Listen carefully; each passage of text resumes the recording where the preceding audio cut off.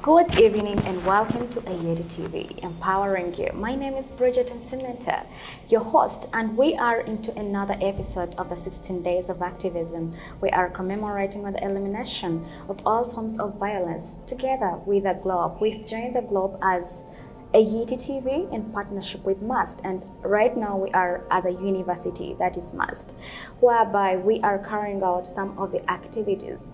Yes, we have come to see that we are all into the digital world whereby everyone has access to the digital space, but how are we utilizing it? This also gives me another sense of thinking that we are no longer acting like humans on the internet. We are no longer acting like humans on the cyberspace, but we are using it to be angels that want out angel other angels, whereby very many people are ending up as victims of gender-based violence online. Very many people are being bullied online, whereby we want to prove a point that maybe I know her better than she does. Maybe I can put her to shame. And that brings us to today's discussion. How to manage stigma, stress, and anxiety as a victim of online gender-based violence. And with the incredible guest that I've hosted today, he is Mr. Byabagambi George, the University Counsellor. You are highly welcome on Ayedi TV. Thank you. Good evening. Good evening to you. All right. And good evening, viewers. Okay. So to our viewers, thank you so much for always following and watching. We are live on Facebook and YouTube. So to start with the topic of the day, which is managing stress, stigma, anxiety, and as a victim of GBV, today I happen to have one of the greatest people and people who are responsible for such cases within the university. How does the cyberspace manifest gender-based violence? Thank you very much, presenter, and good evening, viewers, once again.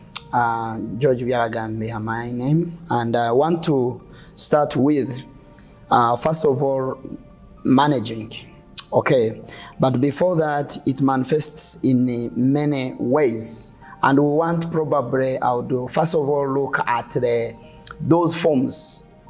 One of the forms that usually are happening, and it's popularly known as the psychological violence, because it is common that people are psychologically tortured by some of the gender-based violence. And two, of course, we have the physical violence that usually happen upon the people. Sometimes they are affected by, physically. And then we also have the forced marriage, which is also another case. I just wanted to highlight them, and then we see the interventions, how we normally intervene to support them. And we have also sexual violence, which is also happening. You may say, how does it happen online? But I will probably down the road tell you how it does. And then we have, of course, female genital mutilation, which does not happen here commonly, but of course we are multimingled, and therefore we cannot take it for granted. It is we are having different cultures here. And then of course we have the forced abortion, which is happening, and sometimes it is also another issue to look at. And don't forget about the verbal one, which is usually a challenge. And when we talk about the intervention, first of all, we are looking at the victims of the online gender-based violence. And first of all, we are looking at listening to. Sometimes those things happens online, and when you listen to them, you will hear that people in most cases are going through the same kind of situation, and also believing in the survivors, because when they talk, sometimes people tend to ignore, to say, no, this can't happen, this can't happen. And the majority of the people outside there, they normally say, no, this one cannot happen. This one cannot happen. So in this case, when we are handling the victim as a counselor, as somebody who is supporting, first of all, you have to believe that those things are happening out there. And therefore, when you, first of all, listen and believe, then the person have that confidence in you to be able to share more, and you are able to support the victim. And there is also the kind of teaching the next generation and learn. You know, we need to, in one of the things after listening to them, we need to teach the next generation, because the young generation are more attracted in the online, and therefore they are much more engaged in activities happening online. And so for that they are viewing, they are, you know, watching every movie, watching every activity that is happening, which is good because it's a development. But at the same time, somehow, somewhere, there is the gender-based violence that is happening there. And so for that reason, let me take an example of the people who watches, you know, we have these Nigerian movies, people fighting, people doing a lot of, you know, crooked things, and people are watching. At the end of the day, there is a psychological transference that is going to happen to this person who is viewing and now and again to that type of movie that is violenting someone. And therefore you have to be very sensitive, especially when you are watching. I normally say, if you can, please be selective on the movies that you are watching, because some of the things you just transfer them to your own life, and then you find you are also affected. And we need also to learn about the signs of abuse, and then you see how best you can help the victim.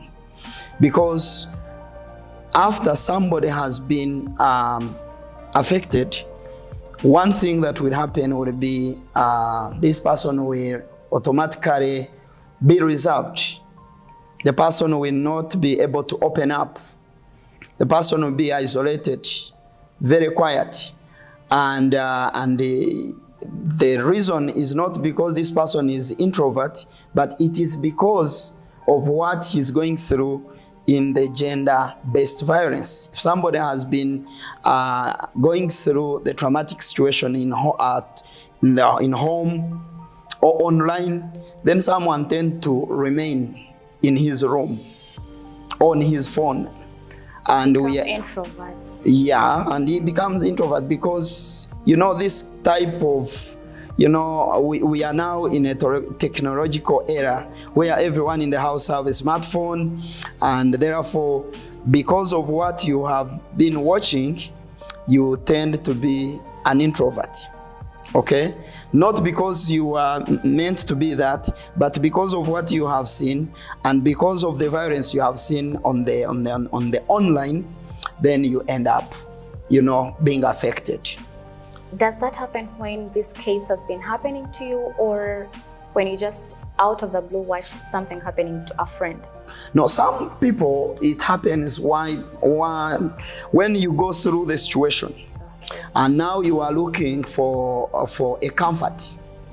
Okay? It's like you are trying to chill down, and then you are watching those movies. Sometimes people are watching movies because of different reasons. There are those who have gone through a tough day and they want to go through, to watch the movie so that they can calm down. But in so doing now, because he's going through the same situation, now he wants to watch the movie, the same movie. And that is where the problem comes in. And you find somebody has already, actually other people goes through the depression. Why? Because they have watched now and again watching, and it's the same situation that this person is going through. Then eventually somebody goes to depression. because of that. And they end up taking wrong decisions. And of course, the wrong decision will come. Okay, thank you so much, Mr. Byabagambi. So you talked about the signs that can show that someone maybe is depressed, stigmatized, and having anxiety. But what do you think are the major causes that lead to that, the major causes of cyberbullying, having given the examples that you mentioned before, how different forms of gender-based violence are exposed via media. But what do you think causes that? Maybe you could take us also through that and you try to break it down. What causes the cyberbullying? Thank you so much. One of the things that I would look at with the viewers is, first of all, exposure. Okay. The exposure is good, but also it has its own dynamics. And that because you have been on the social media, and therefore you want even your other people to get to know what you are going through, your friends. Now, I have my friend, I have been with my friend, then now in so doing, I take a picture when we are in good terms. And the picture, I am having it, but when the relationship goes sour, sometimes I just still put up my picture saying that I'm no longer with you, and probably I would now start commenting on your tiny details, or your big nose, your hairstyle, your funny setting of the teeth in the mouth. I cannot fail to get anything to comment on you if the relationship has gone sour. And so the cyberbullying now is coming in, because if I comment outside there, my friend will also comment back. And those comments that have gone sour are the same comments I want you to understand. That, by the way, much as you have been taking yourself to be so beautiful, this is it. Your hairstyle, your setting of the teeth, the way you are, I cannot fail to get those details to talk about it. And so that is how the cyberbullying comes in. It does not start in the sour state. It starts when it is good and people start, chatting, but in the long run, you will find now it is used as bullying. And then eventually it goes. There are those that comes in when they are sour at the beginning, but in most cases, the cyberbullying starts when things have gone in a wrong direction, in a right direction, and then eventually it turns to be sour. Actually, sometimes, on a normal basis, people fear even to post some of their photos, to share some of their photos, to text anything, let it be on their media platforms, because they feel like there is a time when it will get bitter, and then people will have to attack them. And this is also confusing the generation now. Someone feels too inferior. They are always not ready to post anything or to even text something, because they know that anytime this gentleman will use this against me.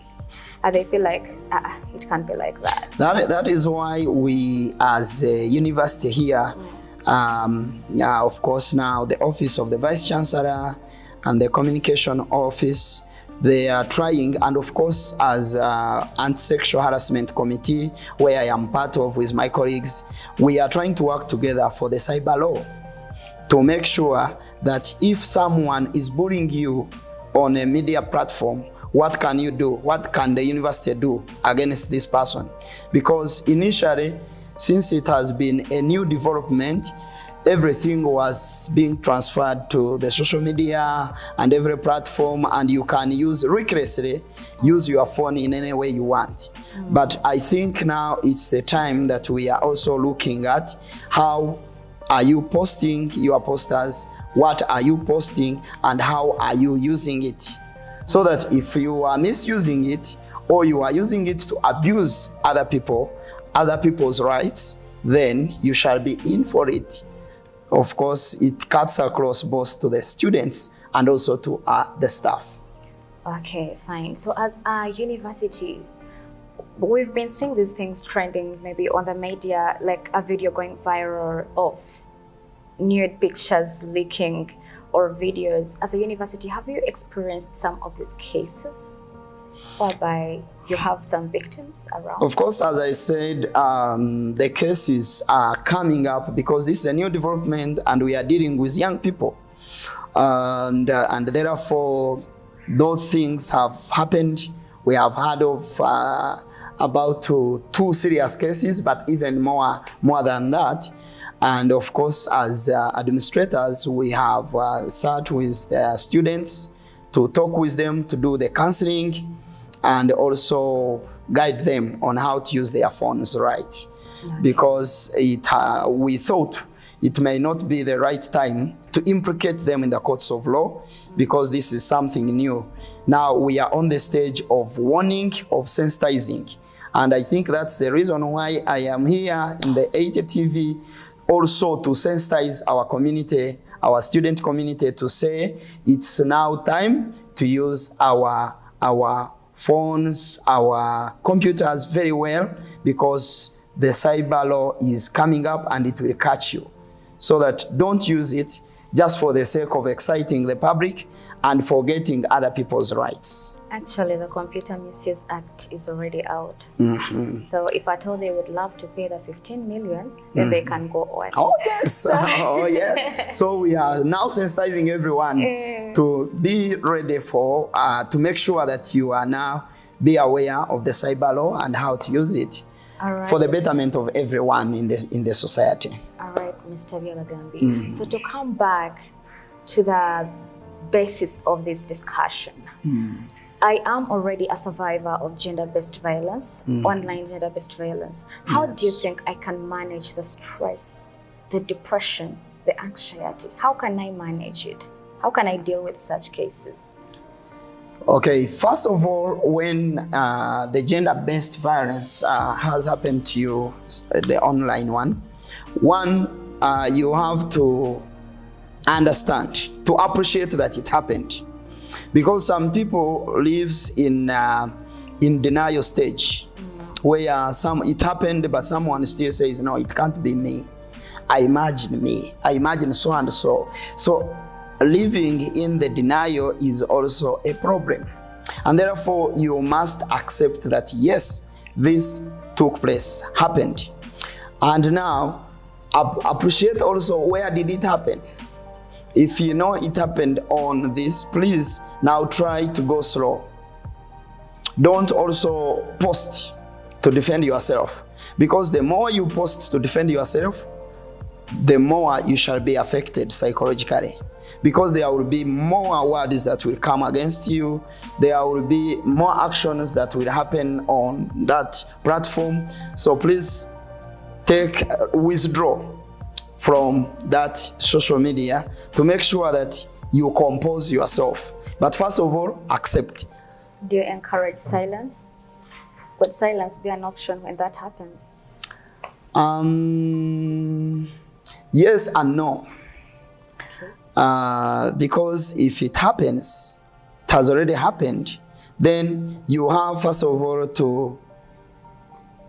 to appreciate that it has happened, and then step back, first of all. Not that you are withdrawing, because of course, that is where probably some of them are learning from them, some of them they are doing research, some of them, so I cannot say just withdraw and abandon.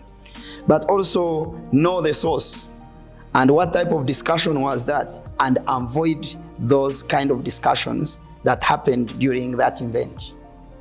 Okay. Because I would not say stop it there and then. What about the research? Because some of the researches are being done online through that. So I cannot say stop, but I will say avoid the triggers that can put you back. Okay. But then do I have to go on and report? I will say this as in regards to a university student. Yes. So if at all this happens, you are traumatized, you have the stress, and maybe you've tried to withdraw and you're getting better. Does it mean that I shouldn't report to the police? I shouldn't report to the university? What can I do? It is always advisable that if you're a student at Mbarara University of Science and Technology, you report, because they are concerned offices where you report, like Anti-Sexual Harassment Committee. You can report using that channel. We have our office. You can still report and be supported. You can also report to the University Counsellor, where I am also part of the team of the counseling, and you are also supported. And also to the Dean of Students, in case there are some administrative steps that you think can be done. And usually there are steps that can be done, because of course there are those who have bullied you. They also need to be talked to, and you don't have the capacity to do that.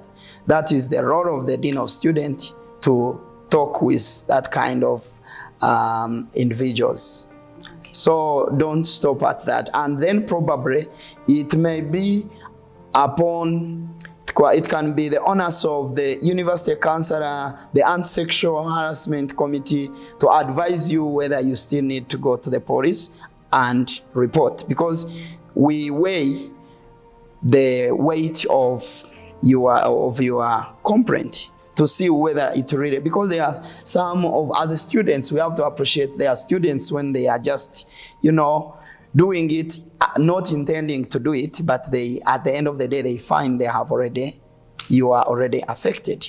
And therefore it can be handled through our psychologists here, and then we reconcile.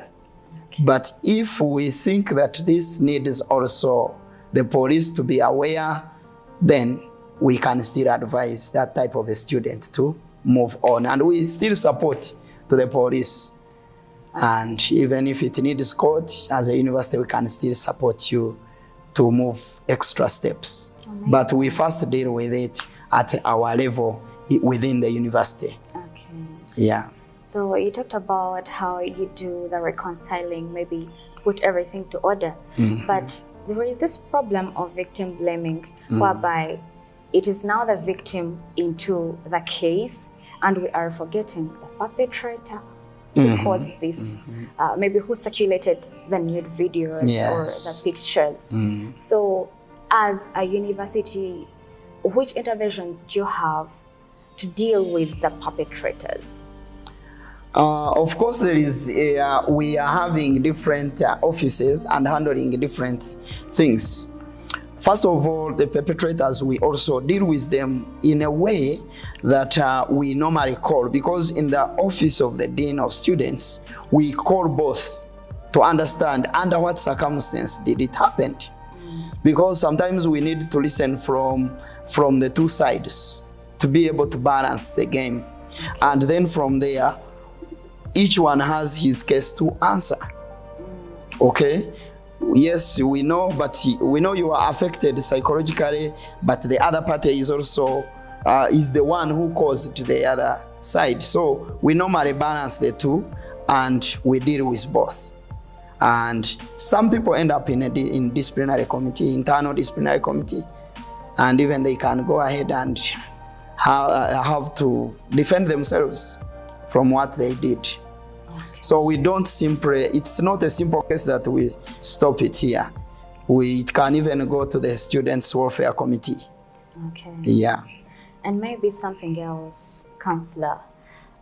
Before these people circulate these videos, maybe sometimes it is always maybe like sort of a revenge. Maybe something has happened, or maybe, let me put it in terms of whereby the girl has done something very big and wrong to the gentleman, and then the boy feels like, I got you, I will have to revenge. Do you think that revenging in that way could be a better solution to some of the problems?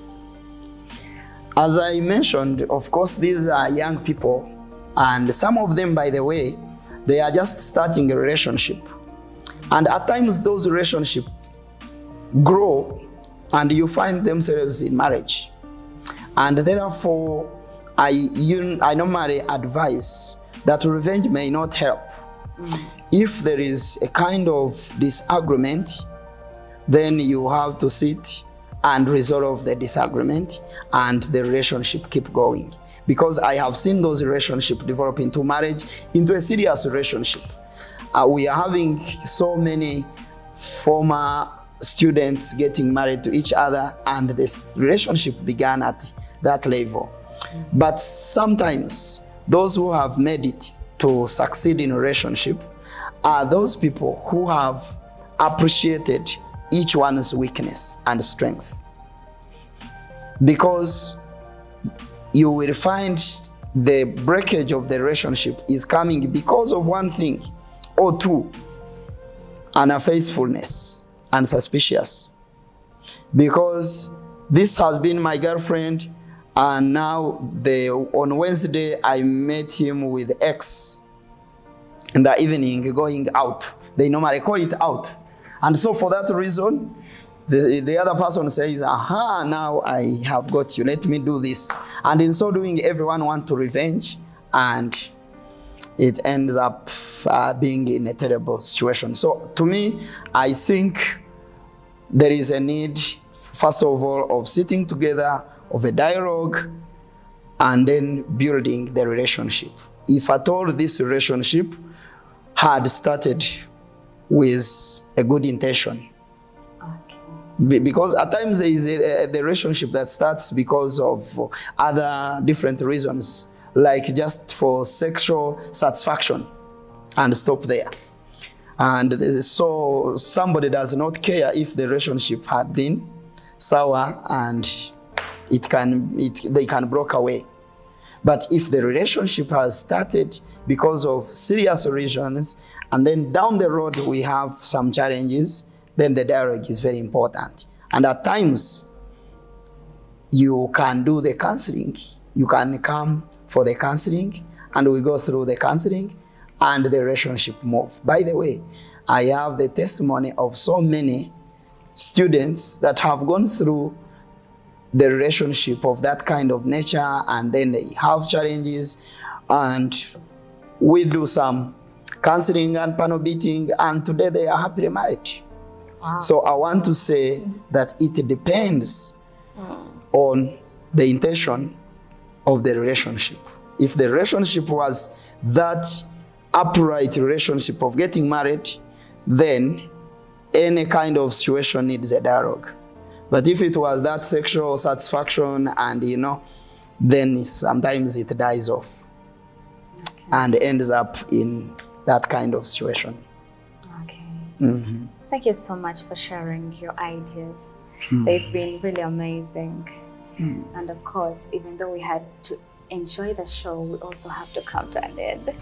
So as we come to an end, I would like you to give your final remarks, and in your final remarks, also pinpoint on some of the crucial issues that in case someone is a victim, or in case someone has survived, let us make it general. In case someone has survived any case or any form of violence, can be able to stand out and again raise one's esteem and catch up the ball, to keep the ball rolling. Okay. Thank you so much. I want to thank you all, the viewers. But I want to say this as I conclude, that gender-based violence is real in our families, in our communities, in our schools, and probably even in our church. I wouldn't want to say church, but also it can be there. I can't ignore that. But I want to say this, that if it happens, please, one of the things that you need to compose yourself and let the life keep moving, because those things, when it happens, sometimes they tend to kill your esteem, so that you look down and you don't think of the next day. You don't plan for the next activity. Those people have been performing well in their workplaces and elsewhere. They tend not to perform because they are looking at those people who have been abusing them. So we are now saying that even in the families, even in the society where we are living, please, if it has happened, let the ball keep going. Don't just get stuck there.